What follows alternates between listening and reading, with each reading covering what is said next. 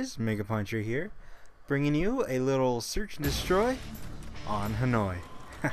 Did you guys like that rhyme? Just thought of it right now. I'm a beast. Anyway, this is going to be the first in a series of how I play objective-wise, and hopefully there'll be more. Hopefully you guys will enjoy this. But basically what I'm going to be doing is actually talking about the gameplay. I know, it's amazing. I'm going to be talking about the gameplay, and I'm going to be telling you tricks on how to be an objective player. So here we go. Search and destroy is number 1, and this is more of a slayer side of me. Actually, I mean, technically it's an objective, because an objective in search and destroy is to eliminate all the players. And so this is what I'm doing. And as you see, I'm being very patient and obsessing like my environment, and really just looking at my radar and figuring out where the enemies are at.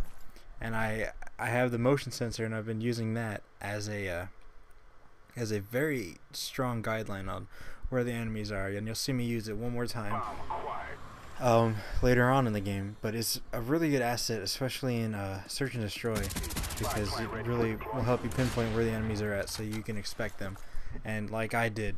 And also, I also recommend a headset, but if you don't have a headset, I mean, you can still play defensively.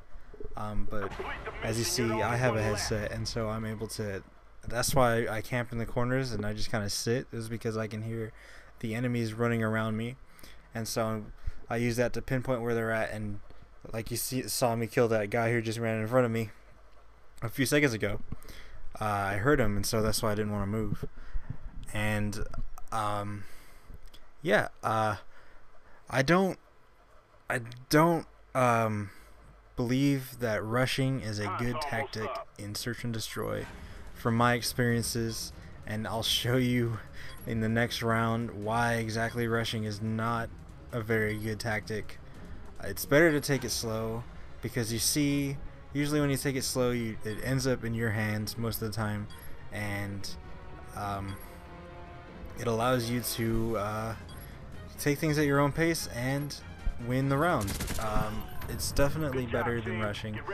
Taking things slow and being 100% patient, excuse me, I'm jumbling my words. Being 100% patient is the best way to win this game, because you're going to rely on your enemy getting impatient. Because I've played Call of Duty for quite a while now, and I've played with all these different players, and I can tell you for a fact that the majority of the Call of Duty players are not patient players. And so if you decide to be patient, then you'll come out victorious. And if you decide to rush like this, like I did, you'll come out with a sniper bullet in your head.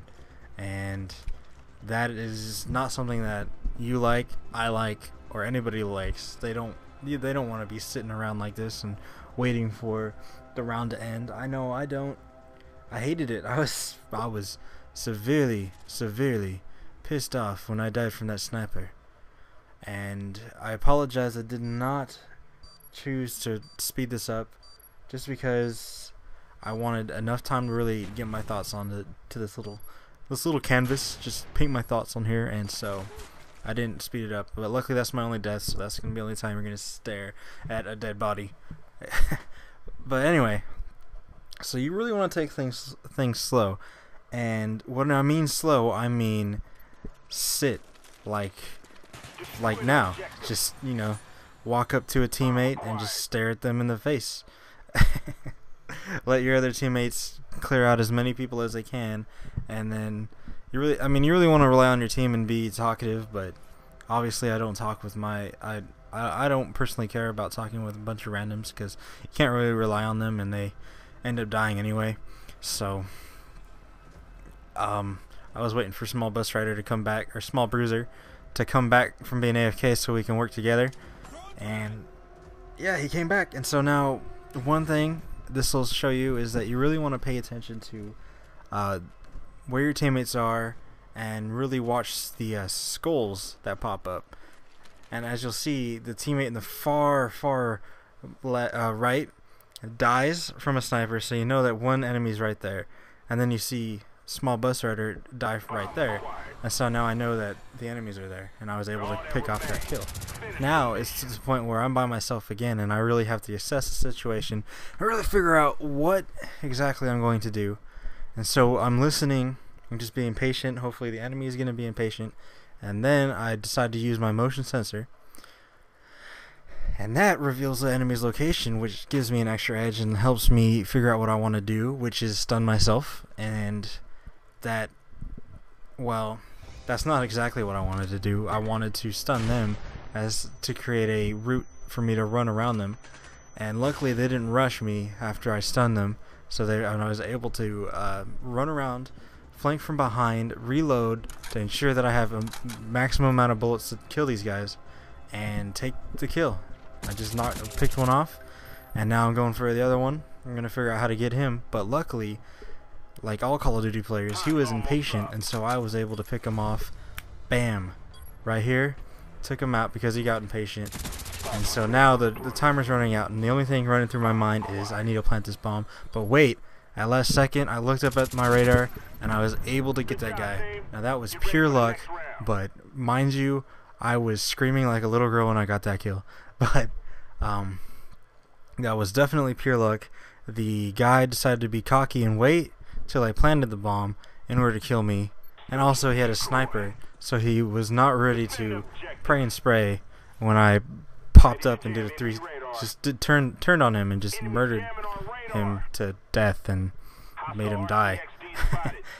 So he did not expect that, and I was lucky enough to get that kill, and so count your blessings. Now right here I would normally move around, but they called out, as you heard, they called out the enemy RC car, and I heard the RC car by me, so I was just waiting for it to pass, because for any situation in any game type, you do not want to move around when there's an RC car. You want to try not to move around when there's an RC car, because you want to make sure that you get those kills. And then I didn't move again because that guy came and I knew he was coming, so I didn't want to move. And so then, as you see, I start moving after I know that it's semi-clear. And so then eventually I end up by myself again, and I don't know if you guys saw earlier when I got sniped, I tried to kill a guy too, and I tried it again, and for whatever reason, I guess those spaces in between the railing are impenetrable, and so they screwed me over because I could have got that kill, and now I had to rethink, and so I really had to figure out what exactly I was going to do. The guy had the high ground, and there was no way in hell that I was going to get up there without dying, because he was really watching the stairs and the ladder, and so I decided just to run. And also, key thing is you want to not make as much noise as possible, and so that's why I did not climb over that window, lest the enemy heard me like I heard him climb through the window. So noise is a very key factor in this game, especially when it's very quiet, and the sound of a pin dropping just gets everybody's heart racing. And so noise actually helped me here too. I was able to hear him planting the bomb, and so I rushed over there because I knew that was the last guy left, because mind you, I check my stats a lot. It doesn't show it in the theater mode because I recorded this in theater mode, but I press back menu a lot, and that tells me how many people are alive. It kind of calms me down, especially when I'm the last person alive. And so I was able to pull off the win.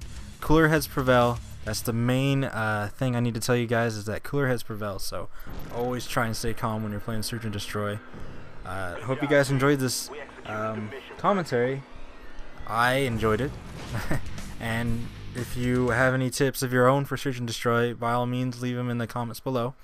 And yeah, I'll talk to you guys later.